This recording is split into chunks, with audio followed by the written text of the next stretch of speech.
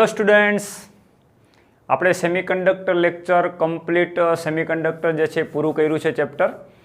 હવે આપણે સેમિકન્ડક્ટરની અંદર છેલ્લે ટ્રાન્ઝિસ્ટરના બધા જ ઉપયોગિતા, ટ્રાન્ઝિસ્ટરની કાર્યપદ્ધતિ, રચના, કેવી રીતે તૈયાર કરવામાં આવે, બધી જ વસ્તુ આપણે સમજી ગયા છે. પણ દોસ્તો, ટ્રાન્ઝિસ્ટર માટે જ્યારે નીટ કે JEEની અંદર એક્ઝામમાં ક્યારેય પણ પૂછાય ક્વેશ્ચન, તો એને કેવી રીતે ટેકલ કરવા અને કયા કયા પ્રકારની એની અંદર ક્વેરી હોઈ શકે એ આપણે આજે ચર્ચા કરવાની છે.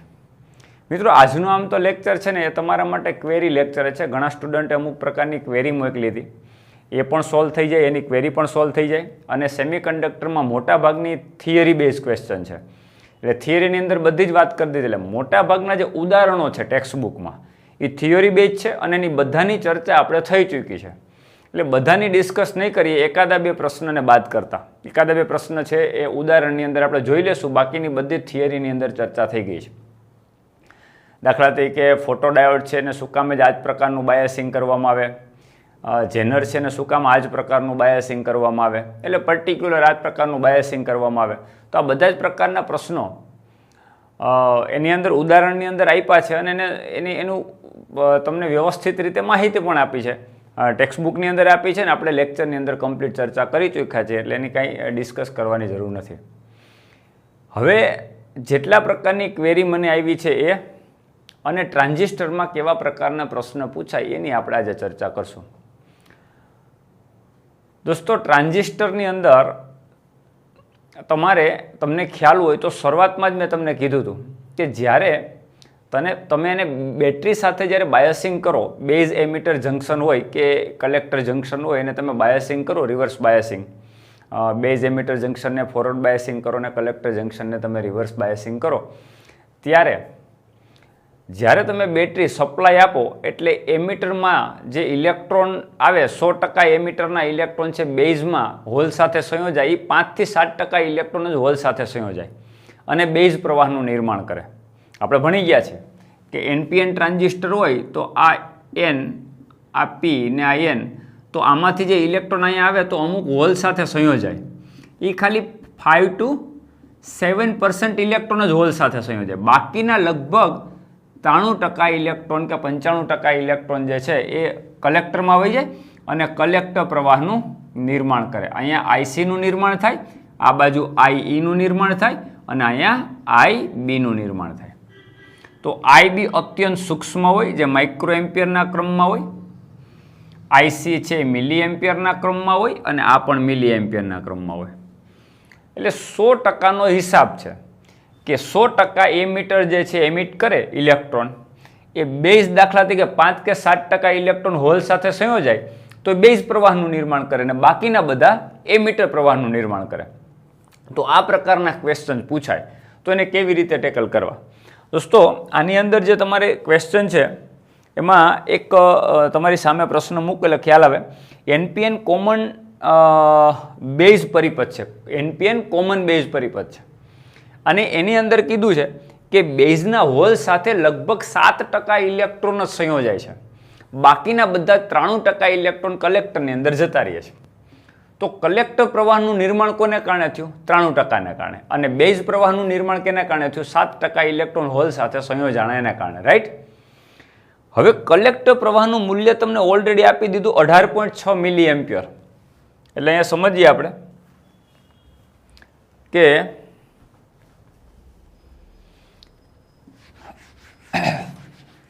કલેક્ટર પ્રવાહનું વેલ્યુ અહીં આપી દીધી છે.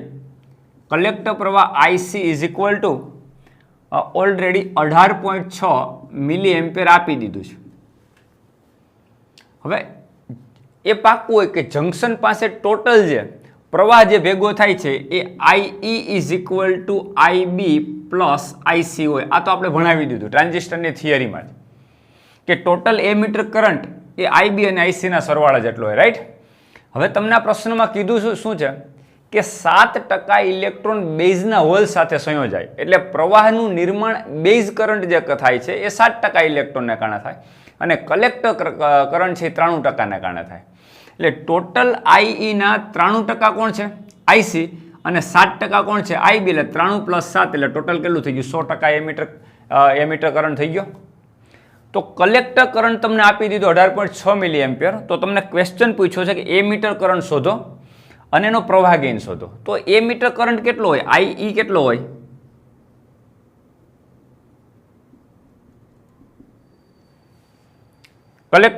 એમીટર કરંટ શોધવાનો કીધો, ટોટલ કરંટ શોધવાનો કીધો. પણ ટોટલ કરંટ તમને ક્યારે મળે? ટોટલ કરંટ તમને ક્યારે મળે? આઈબી અને આઈસી બંને હોય. તો આઈસી તમારી પાસે છે 18.6 મિલી એમ્પિયર અને આઈ એ આઈબી અને આઈસીના સરવાળા જેટલો. તો બેઝ કરંટ તમને ખબર પડી જાય તો તમને આ બંને કરંટનો સરવાળો કરો એટલે મળી જાય. પણ એ આપણને ખબર છે કે આઈસી એટલે કલેક્ટર કરંટ કેટલો છે? આઈ ના 93%. 93% એટલે કેટલું થશે? 0.93 આઈ થાય ને? આમ લખી શકાય ને, કલેક્ટર કરંટ છે એ આઈ ના 93% એટલે 0.93 આઈ છે. તો આઈ કેટલો થાય? I is equal to IC by 0.93 અને આઈસી તમને આપી દીધો 18.6 મિલી એમ્પિયર બાય 0.93. મિત્રો આની ગણતરી કરશો એટલે તમને મળશે 20 મિલી એમ્પિયર. તો હિસાબ ક્લિયર થઈ ગયો કે 20 મિલી એમ્પિયર કરંટ એમીટર દ્વારા એમિટ થયો. એટલે એમીટરમાંથી ઇલેક્ટ્રોન જંક્શનમાં ગયા, સોરી બેઝમાં ગયા. તો 20 મિલી એમ્પિયરમાંથી બેઝ પ્રવાહ કેટલો થયો? તો 18.6. 18.6 તો કલેક્ટરમાં જતો રહ્યો. તો બેઝમાં કેટલો રહ્યો? બાકી રહ્યો એટલો. તો 20 માંથી તમે 20 માઇનસ 18.6 કરો તો બાકી જે બચે 20 માઇનસ 18.6 કરો એટલે કેટલું થાય? 1.4 મિલી એમ્પિયર એ કેમાં જતો રહ્યો? બેઝમાં. એટલે ટોટલ હિસાબ થઈ ગયો કે એ મીટર કરંટ એ 20 મિલી એમ્પિયર હતો, આ મળી ગયો.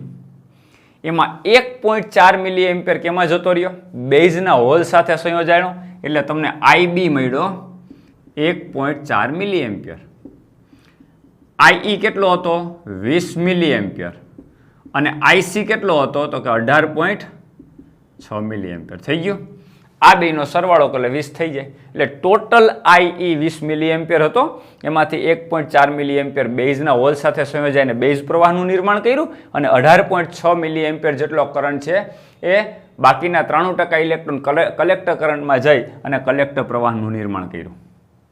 હવે તમારી કોમન બેઝ સર્કિટ કીધી. તો કોમન બેઝની અંદર તમને પ્રવાહ ગેઇન એટલે શું? કોમન બેઝ સર્કિટની અંદર પ્રવાહ ગેઇન એટલે શું? આપણે બધા કરંટ હવે મળી ગયા, રાઈટ? હવે આપણે જોઈએ કોમન બેઝ સર્કિટમાં પ્રવાહ gain alpha is equal two common base common હોય, એમીટર છે ઇનપુટ હોય ને કલેક્ટર આઉટપુટ હોય. તો આઉટપુટ પ્રવાહ બાય ઇનપુટ પ્રવાહનો ગુણોત્તર એટલે પ્રવાહ ગેઇન થશે. એટલે આઉટપુટ પ્રવાહ આઈસી અને ઇનપુટ પ્રવાહ આઈ બેઝ તો કોમન છે. તો પ્રવાહ gain alpha is equal to IC by I. Clear? તો આઈસી તમારો કેટલો થયો મિત્રો? આઈસી છે 18.6 જે ઓલરેડી આપી દીધો છે મિલી એમ્પિયર અને આઈ છે તમારો 20 મિલી એમ્પિયર. તો આલ્ફા ઇઝ ઇક્વલ ટુ બંને મિલી એમ્પિયર કેન્સલ થઈ જશે, મીન્સ કે એકમ પરિમાણ રહિત થશે આ બંને. 18.6 ના છેદમાં 20 કરશો એટલે તમારો આવશે 0.93. આ તમારો આલ્ફા થઈ ગયો. એટલે આપણને કલેક્ટર પ્રવાહ મળી ગયો, સોરી એમીટર પ્રવાહ મળી ગયો, બેઝ પ્રવાહ મળી ગયો અને પ્રવાહ ગેઇન મળી ગયો. તો આ પ્રકારના જ્યારે ક્વેશ્ચન પૂછાય ત્યારે બહુ જ સિમ્પલ હોય. આઈ is equal two IB plus IC કરી દેવાનો. સમટાઈમ કલેક્ટર પ્રવાહને બદલે બેઝ પ્રવાહ આપ્યો હોય અથવા તો ટોટલ કરંટ આપ્યો હોય આમાંથી આ કંઈક મેળવવાનું હોય. તેમાં કોઈ બહુ મોટી વાત નથી, પણ કોન્સેપ્ટ મગજમાં રાખવાનો છે કે બેઝ પ્રવાહ જે છે એમાં પર્સન્ટેજ વાઇઝ ઓછું હોય, કલેક્ટર પ્રવાહમાં પર્સન્ટેજ વાઇઝ વધારે હોય અને ટોટલ જે કરંટનું નિર્માણ થાય છે એ ટોટલ કોને કારણે થાય? આઈ ને કારણે થાય છે. આટલી વસ્તુ મગજમાં રાખવાની, રાઈટ? હવે આપણે નેક્સ્ટ ક્વેશ્ચન જોઈએ ટ્રાન્ઝિસ્ટર માટે કેવા પ્રકારનો. હવે દોસ્તો આ પ્રકારની સર્કિટ આપેલી હોય, તમે જો આપણે જે એમ્પ્લીફાયર પરિપથ ભણી ગયા ને એ ટાઈપનું જ છે, પણ અહીંયા સર્કિટને શોર્ટ કરવાનો પ્રયત્ન કર્યો, બીજું કાંઈ છે નહીં. દાખલા તરીકે આને તમે ગ્રાઉન્ડ કરેલો છે, એનપીએન ટ્રાન્ઝિસ્ટર છે, રાઈટ? આ બેઝ કરંટ છે, આ કલેક્ટર કરંટ છે. આપણે અહીં બેટરી આ બાજુ જોડતા હતા ને આ બાજુ જોડતા હતા ને આપણને થોડુંક આમ વિચિત્ર લાગે, પણ એવું નથી, બહુ સિમ્પલ છે. આના વોલ્ટેજ તમે 0 ગણી લો ગ્રાઉન્ડના, તો ગ્રાઉન્ડની સાપેક્ષે +5 છે એટલે અહીં એક પ્રકારની બેટરી જોડેલી કહેવાય ને 5 વોલ્ટની. સેમ વસ્તુ આ બાજુ આવે તો આ 0 વોલ્ટ છે, તો 0 ની સાપેક્ષે આ 5 છે, તો એનો મતલબ અહીંયા ક્યાંક બેટરી જોડેલી છે 5 વોલ્ટની. તો આની બંને વચ્ચે બેટરી જોડેલ છે, આના માટે એટલે બાયસિંગ તો કરેલું જ છે. આ તો ખાલી તમને આમ આ રીતે બતાવેલું છે એટલે જરાય મૂંઝાવાની જરૂર નથી. ટ્રાન્ઝિસ્ટર આ રીતે પણ શોર્ટ ફોર્મની અંદર આ રીતે સર્કિટ બતાવેલી હોય. હવે તમને પ્રશ્ન શું પૂછ્યો, જો VBE અને VCE બંને શૂન્ય હોય તો, એટલે બેઝ એમીટર આ તમારું બેઝ છે, આ કલેક્ટર છે અને આ એમીટર છે. એટલે બેઝ એટલે કોમન એમીટર સર્કિટ છે. બેઝ એમીટરની જંક્શન વચ્ચે જે વોલ્ટેજ હોય આ VBE એ ઓલરેડી એની 0 કહી દીધા છે, આપી દીધા કે VBE શૂન્ય થાય. અને કલેક્ટર એમીટર વચ્ચે જંક્શન વચ્ચે કલેક્ટર એમીટર વચ્ચે વોલ્ટેજ છે VCE એ પણ 0 કહી દીધા છે. તો IC, IB અને બીટા અથવા તો પ્રવાહ ગેઇન મેળવો. મિત્રો આમાં કાંઈ કરવા નથી, આ ક્વેશ્ચન ઇઝીમાં ઇઝી હોય. આ પ્રકારના ક્વેશ્ચન પૂછાય એટલે માર્ક રોકડા કરવાનો હોય, બીજું કાંઈ હોય નહીં, સિમ્પલ. તમને પૂછ્યું હું IB, તમને પૂછ્યું શું IC અને બીટા. જો IC તમને અહીંથી મળવાનો છે, IB તમને અહીંથી મળવાનો છે, આપણે સીધો કિર્ચોફનો નિયમ લગાવો, અથવા તમને સીધી ખબર પડી જતી હોય કે આની વચ્ચે વોલ્ટેજ 5 છે, આપણે 5 વોલ્ટ આને સપ્લાય તરીકે આપેલા હોય તો અમુક વોલ્ટેજ ડ્રોપ આમાં થાય ને અમુક વોલ્ટેજ ડ્રોપ આમાં થાય. પણ આમાં વોલ્ટેજ ડ્રોપ તો થતો જ નથી, કારણ કે આની વચ્ચે પોટેન્શિયલ ડિફરન્સ 0 છે. તો વોલ્ટેજ ડ્રોપ ટોટલ ક્યાં થયો? અહીંયા જ થયો. એટલે 5 વોલ્ટ કોના બરાબર હશે? IB × RB બરાબર. અથવા તો ખબર ના પડતી હોય તો સિમ્પલ અહીંથી સ્ટાર્ટ કરવાનું, કિર્ચોફનો નિયમ. ફાઈ માઇનસ પ્રવાહની દિશામાં લે નેગેટિવ સાઇન, IB × RB, આમ જાઓ એટલે VBE એટલે માઇનસ VBE, અહીંયા આવો એટલે ઇક્વલ ટુ 0. ગ્રાઉન્ડ આવી ગયા ઇક્વલ ટુ 0 થઈ ગયું. પણ આ તો ઓલરેડી 0 જ છે, અહીંયા કહી દીધું છે રકમમાં VBE ઇઝ ઇક્વલ ટુ 0. તો આ થઈ ગયું તમારું 0. એટલે ફાઇનલી હું થયું ઇક્વલ ટુ 0. આ સામે જાય એટલે પ્લસ, એટલે phi is equal to IB × RB. હમણાં મેં તમને એ જ કીધું, એ જ વાત તો કરી કે 5 અને 0 આ બે વચ્ચે વોલ્ટેજ ડ્રોપ 5 વોલ્ટ છે, એટલે સપ્લાયમાં આપણે 5 વોલ્ટ આપ્યા. એ વોલ્ટેજ ડ્રોપ થાય ક્યાં? બેઝ એમીટર વચ્ચે વોલ્ટેજ ડ્રોપ થાય. પણ એ તો ના પાડી દીધી કે બેઝ એમીટર વચ્ચે વોલ્ટેજ ડ્રોપ તો શૂન્ય છે, ત્યાં તો વોલ્ટેજ ડ્રોપ થતા જ નથી. તો વોલ્ટેજ ડ્રોપ ખાલી ક્યાં કોની વચ્ચે થાય? આની વચ્ચે, અવરોધ વચ્ચે. તો 5 વોલ્ટ બરાબર શું થશે? આની વચ્ચે voltage drop V is equal two IR, IR એટલે IB RB. તો IB ઇઝ ઇક્વલ ટુ શું? તો IB is equal two 5/RB થશે. તો 5 RB કેટલો આપ્યો છે? 100 કિલો ઓહમ, એટલે 100 × 10⁻³ ઓહમ. એટલે ફાઇનલી તમારું આ 5 1/20 એટલે ફાઇનલી થશે 50 × 10⁻⁻6 એમ્પિયર, એટલે કે 50 માઇક્રો એમ્પિયર. એટલે આ થઈ ગયો તમારો 50 માઇક્રો એમ્પિયર જેટલો કરંટ થઈ ગયો. કયો? IB. તો IB 50 માઇક્રો એમ્પિયર છે. તો આપણે કીધું હતું જ કે બેઝ કરંટ છે અત્યંત સૂક્ષ્મ હોય અને માઇક્રો એમ્પિયરના ક્રમમાં હતા, તમને IB મળી ગયો. સેમ વસ્તુ હવે એ જ રીતે તમારે શું કરવાનું છે? અહીંથી સ્ટાર્ટ કરવાનું 5. તો આની વચ્ચે 5 વોલ્ટ છે, તો અહીંયા તો વોલ્ટેજ ડ્રોપ થતો નથી કલેક્ટર એમીટર વચ્ચે, તો વોલ્ટેજ ડ્રોપ ખાલી અહીંયા જ થાય છે. તો ફાઇનલી શું થયું? 5 વોલ્ટ બરાબર શું થયું? 1 કિલો ઓહમ ને IC, આ બંનેનો ગુણાકાર, એટલે 5 volt is equal two IC × RC. જે RC એટલે મીન્સ કે કલેક્ટર વચ્ચે જે કલેક્ટર પ્રવાહ જ્યાંથી પસાર થાય છે, જે વચ્ચે રેઝિસ્ટન્સ મૂકેલો છે આપણા માટે RC, એટલે IC અને RC એટલે 1 કિલો ઓહમ એટલે 10⁻³ ઓહમ × 5. તો ફાઇનલી શું થયું? IC is equal to 5 × 10⁻³ ampere, એટલે કે 5 મિલી એમ્પિયર. તો IC તમારો 5 મિલી એમ્પિયર થયો. પછી તમને કીધું કે ગેઇન મેળવો, તો પ્રવાહ ગેઇન એટલે આઉટપુટ બાય ઇનપુટ, એટલે IC એટલે આઉટપુટ કરંટ છે ને ઇનપુટ કરંટ IB, એટલે IC/IB. IC તમારો 5 મિલી એમ્પિયર અને IB તમારો 50 માઇક્રો એમ્પિયર, રાઈટ. એટલે આને તમે મિલી એમ્પિયરમાં કન્વર્ટ કરો તો 50 માઇક્રો એમ્પિયર છે, એટલે 50 × 10⁻⁶ એમ્પિયર, અને તમે 50 × 10⁻³ કરી દો. કારણ કે આ તમારું માઇક્રો એમ્પિયર છે ને મિલીમાં કન્વર્ટ કરવા માટે શું કરવું પડે? 10⁻³ એ કરવું પડે ને, ગુણાકાર. એટલે તમારો આ થશે તમારું 10⁻³ ઉપર જશે, અથવા એક કામ કરીએ, આ તમારું માઇક્રો એમ્પિયર જ છે, એટલે 50 માઇક્રો એમ્પિયર રહેવા દઈએ અને મિલી એમ્પિયર છે એને માઇક્રો એમ્પિયરમાં કન્વર્ટ કરી નાખે, એટલે 10⁻3. રેડી? તો 5 × 5 1/10 એટલે 0.1 × 10⁻3. આ તમારો બીટા થયો. અથવા તો શું લખી શકાય? બીટા ઇઝ ઇક્વલ ટુ 10⁻3 એટલે 100. 10⁻3 કરશો એટલે 0 0 આગળ જશે, એટલે બીટા ઇઝ ઇક્વલ ટુ 100. તો મેં તમને કીધું હતું કે beta is equal to greater than and greater than 1 થાય, એટલે તો અહીંયા બીટા તમારો છે 100 આવ્યો. તો આ પ્રકારના ક્વેશ્ચન હોય તો એ સરળતાથી કરી શકાય. આ પ્રકારના ટ્રાન્ઝિસ્ટરના ક્વેશ્ચન હોય તો હાવ ઇઝી હોય. જે તમને મેળવવાનું કીધું, જે પણ સર્કિટ ક્લોઝ લૂપ તમને ક્યાંય પણ દેખાય, ત્યાં સર્કિટમાં ફરી જાઓ એટલે કરંટ મળી જાય તો એની ઉપરથી ગેઇન મળી જાય, વાત થઈ ગઈ પૂરી. અથવા ઘણી વખત કરંટ આપેલું હોય તો વોલ્ટેજ ડ્રોપ પૂછ્યો હોય કે ભાઈ કલેક્ટર એમીટર વચ્ચે વોલ્ટેજ ડ્રોપ કેટલો થાય, બેઝ એમીટર વચ્ચે વોલ્ટેજ ડ્રોપ કેટલો થાય, તો એ પ્રકારના ક્વેશ્ચન હોય તો પણ આપણે કરી શકીએ. અહીંયા તમારી સામે એક બીજી સર્કિટ મેં રાખી છે, તો અહીંયા તમારો ટ્રાન્ઝિસ્ટર NPN જ છે, તો આ તમારા માટે 0 વોલ્ટ થશે. રાઈટ? અહીંયા તમને 6 વોલ્ટ VCC આપ્યા છે. RL તમને આપ્યું 1.1 કિલો ઓહમ, RB આપ્યું 1 મેગા ઓહમ, IB તમને 5 માઇક્રો એમ્પિયર આપી દીધું, IC તમને 5 મિલી એમ્પિયર આપી દીધું. તો બેઝ એમીટર વચ્ચે વોલ્ટેજ અને કલેક્ટર એમીટર વચ્ચે વોલ્ટેજ શોધો, તો હું આમ કરંટ આપી દીધું, વોલ્ટેજ શોધો, એમાં કંઈ છે જ નહીં. તો એક વખત અહીંથી સ્ટાર્ટ કરો કિર્ચોફનો, ને આમ ફરવાનું ને ગ્રાઉન્ડ જતું રહેવાનું, એક વખત આમ ફરીને આમ થઈને ગ્રાઉન્ડ જતું રહેવાનું, વાત થઈ ગઈ પૂરી. સ્ટાર્ટ કરો 6 વોલ્ટ, આમ આવો તો શું થાય? જો 6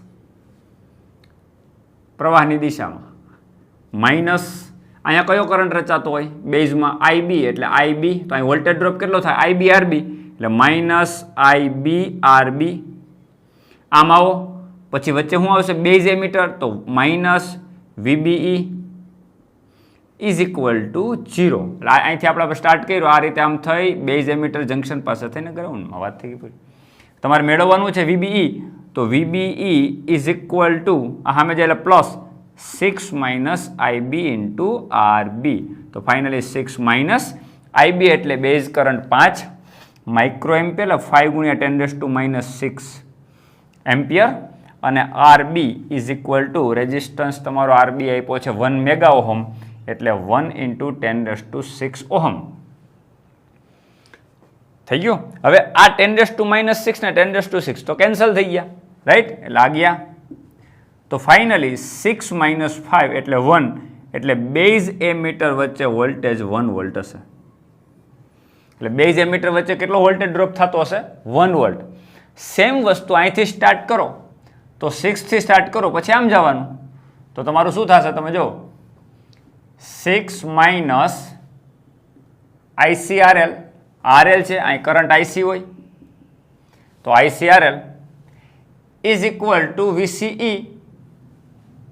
સેમ એ જ રીતે કલેક્ટર ને એમીટર વચ્ચે વોલ્ટેજ, એટલે minus VCE is equal to 0 આવે, VCE સામે જ પ્લસ આની જેમ જ is equal to minus VCE. Right? તો VCE is equal to 6 minus IC કેટલો?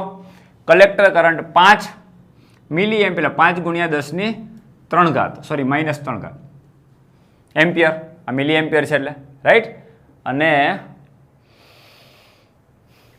RL એટલે 1 કિલો ઓહમ છે, એટલે 1.1 × 10⁻3 ઓહમ. આની ફાઇનલી ગણતરી કરો ને VCE જે મળતો હોય આટલા વોલ્ટ મળે. તો આ પ્રકારની સર્કિટ હોય તો ટ્રાન્ઝિસ્ટર માટે બહુ જ ઇઝી ક્વેશ્ચન થઈ જાય. ખાલી તમારો કિર્ચોફનો નિયમ વાપરી અને વોલ્ટેજ ડ્રોપ આપ્યો હોય તો કરંટ મળે, કરંટ આપેલો વોલ્ટેજ ડ્રોપ મળે, સિમ્પલ છે. એટલે અથવા તો ઘણી વખત એવું હોય કે લોડ રેઝિસ્ટન્સ કેટલો જોડવો પડે ને આવા પ્રશ્ન પૂછ્યા હોય, તો લોડ રેઝિસ્ટન્સ માંગ્યો હોય તો એમાંથી બીજું કંઈક આપેલું હોય તમને.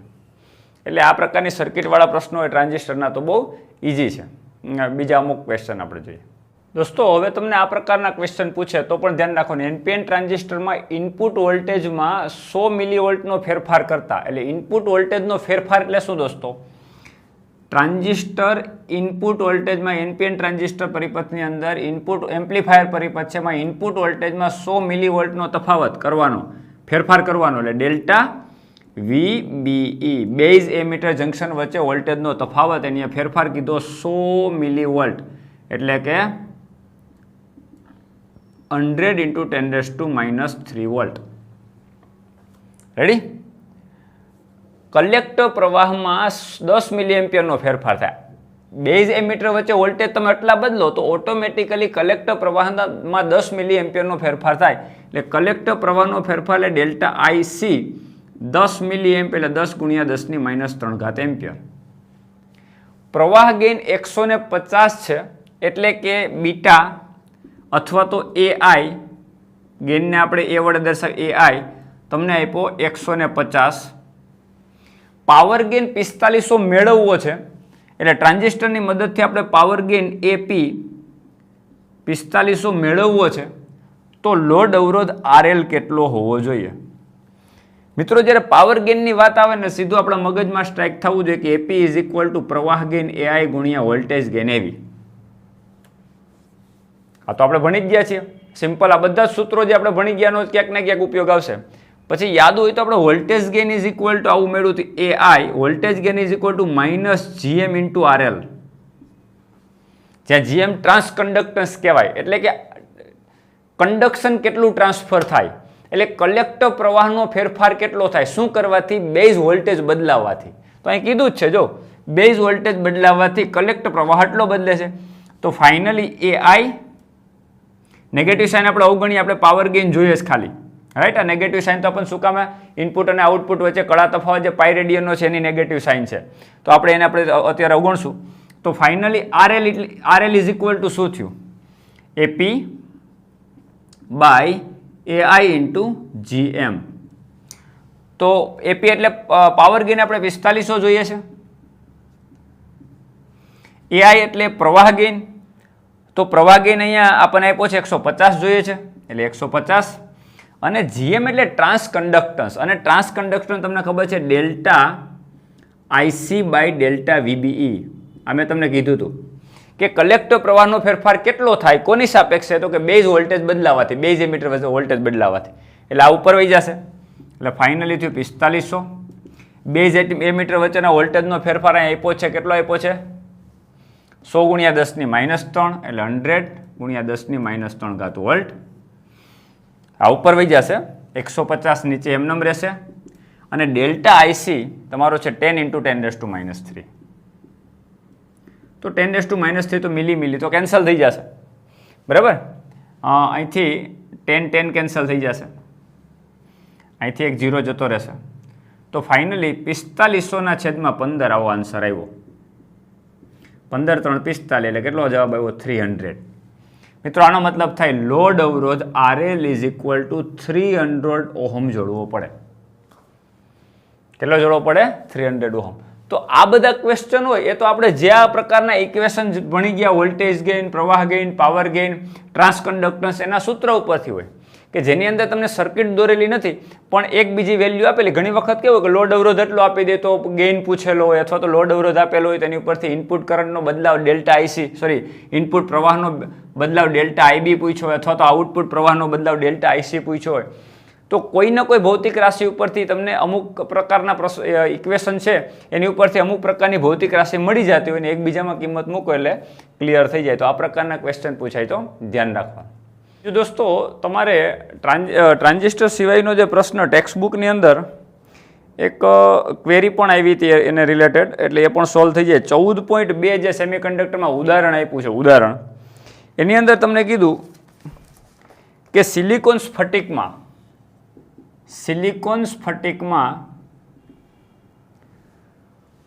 5 × 10⁻28 પરમાણુ પર મીટર ક્યુબ છે, અને 1 ppm સાંદ્રતા જેટલી આર્સેનિક ડોપ કરેલા છે. એટલે ડોપિંગ જે કર્યું છે ને એની સાંદ્રતા 1 ppm છે. ppm નો મતલબ થાય 1 પાર્ટ પર સ્ક્વેર, પાર્ટ પર મિલિયન. પાર્ટ પર મિલિયન એટલે શું થયું કે આને આમ પણ લખી શકાય, 1/, પર મિલિયન એટલે કેટલું થાય? 10⁶, 10 લાખ થાય ને મિલિયન, એટલે પાર્ટ પર મિલિયન. એટલે એની અંદર જે ડોપિંગ કરેલું છે ને 1 ppm જેટલી સાંદ્રતા મૂકેલી છે. સાંદ્રતા એટલે આપણે એમ કહીએ કે આટલું એડ કરેલું છે, તો આટલી અશુદ્ધિમાં એડ કરેલી છે. ડોપિંગ આટલું કર્યું 1/10⁶. અને ઇલેક્ટ્રોન અને હોલની સંખ્યા ગણો અને એનઆઈ ઇઝ ઇક્વલ ટુ તમને આપી દીધું છે 1.5 ઇન્ટુ 10⁻16 પર મીટર ક્યુબ અથવા તો માઇનસ મીટર⁻³ પર મીટર ક્યુબ આપેલ છે. તો ઇલેક્ટ્રોન ને હોલની સંખ્યા ગણવાની કીધી. ઇલેક્ટ્રોન અને હોલની સંખ્યા ગણવાની કીધી એટલે આપણા માટે ક્વેશ્ચન છે એન ઇઝ ઇક્વલ ટુ શું અને એનએચ ઇઝ ઇક્વલ ટુ શું. મિત્રો અહીં ઉષ્મીય રીતે જે ઇલેક્ટ્રોન મળે છે એ ઇલેક્ટ્રોનની સંખ્યા ઓલરેડી તમને આપી દીધી છે કે Ni is equal two 1.5 into 10⁻16 અને મેં તમને એક ઇક્વેશન યાદ રાખવાનું કીધું હતું જેની આપણે ફોર્મ્યુલા ખાલી યાદ રાખવાની છે એની into NH is equal to NI square, જેમાં એનઆઈ એટલે જે ઇન્ટ્રિન્સિક વિદ્યુતભાર વાહકો એટલે ઓલરેડી ઉષ્મી રીતે જે અલગ પડેલા જે વિદ્યુતભાર વાહકો છે એનઆઈ છે અને એ તમને આપી દીધું 1.5 ઇન્ટુ 10⁻16 પર મીટર ક્યુબ. હવે સિલિકોન સ્ફટિકની અંદર પરમાણુની સંખ્યા પર મીટર ક્યુબ કેટલી છે 5 ઇન્ટુ 10⁻28 પણ એની અંદર પાછા 1 ppm જેટલી ડોપિંગ કર્યું એટલે ઇલેક્ટ્રોનની સંખ્યા કેમ ગણાય તો કે ઇલેક્ટ્રોનની સંખ્યા Ne ઇઝ ઇક્વલ ટુ જેટલા તમારા સ્ફટિકની અંદર જેટલા એટમ્સ છે 5 ઇન્ટુ 10⁻28 એને મલ્ટીપ્લાય શું કરવું પડે 1 પર જેટલા તમે અશુદ્ધિ ઉમેરે છે એની પાસેથી ઇલેક્ટ્રોન મળવાના છે એટલે કેટલા છે 1 ppm એટલે 1/10⁶ એટલે ફાઇનલી કેટલું થયું 5 ઇન્ટુ 10⁻28 10⁻6 ઉપર જાય એટલે માઇનસ એટલે 10⁻28 માઇનસ 6 એટલે 10⁻22 આ ઇલેક્ટ્રોનની સંખ્યા થઈ. હવે તમારે હોલની સંખ્યા ગણવી હોય તમે શું કરશો NH is equal to NI square by NE તો NI સ્ક્વેર એટલાનો સ્ક્વેર થશે એટલે 1.5 ઇન્ટુ 16 આનો square by NE is equal to 5 into 10⁻22 તો ફાઇનલી 1.5 નો વર્ગ 15 15 225 એટલે 2.25 અને ગુણ્યા 10⁻32 બાય 5 ઇન્ટુ 10⁻22. મિત્રો આનું જે કેલ્ક્યુલેશન કરો તમે એ હોલની સંખ્યા થઈ.